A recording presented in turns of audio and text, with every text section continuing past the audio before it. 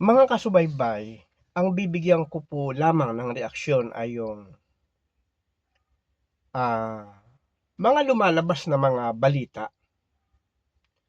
na ang sabi nila, ito, napapanood ko 'to, naririnig ko at napapakinggan ko, napakatagal na ang Pilipinas sabi nila ay nalulutang sa kayamanan. Kayamanang sabi nga, nakadeposito sa ating teritoryo. Katulad halimbawa ng langis, gasolina. Kaya nga't ang West Philippine Sea ay sabi ng marami ng mga nagmamasid din, ng mga sumusubaybay. Kaya ang China halos kilig-tuhod na ang bawat lugar diyan sa West Philippine Sea ay gusto nila kunin dahil diyan sa deposito ng langis na nandidiyan sa West Philippine Sea.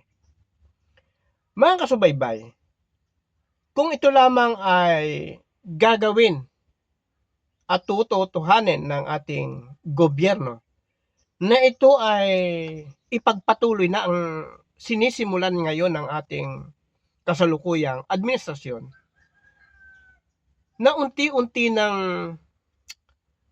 ginagawa ng paraan para maghukay ng langis. Alam ko nga marami nang pumasok ng mga iba't ibang bansa para magtayo ng mga refineries dyan sa West Philippines. Alam ko kasama dyan ang Saudi, ang marami pang mga bansa.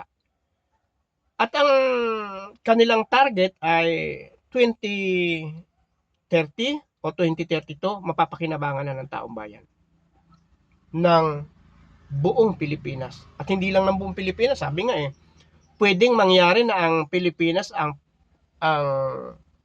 isa sa malaking suppliers ng mga gasolina sa mundo. Alam niyo mga kasubaybay, napakabuti nun. Ano na lang ang kailangan nating gobyerno?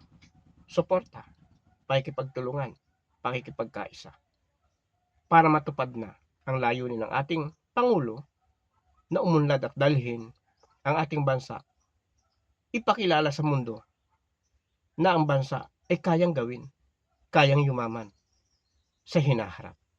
Yun lang ang hinihiling ng ating kasalukuyang Pangulo at yun din lamang ang reaksyon ng inyong kasubaybay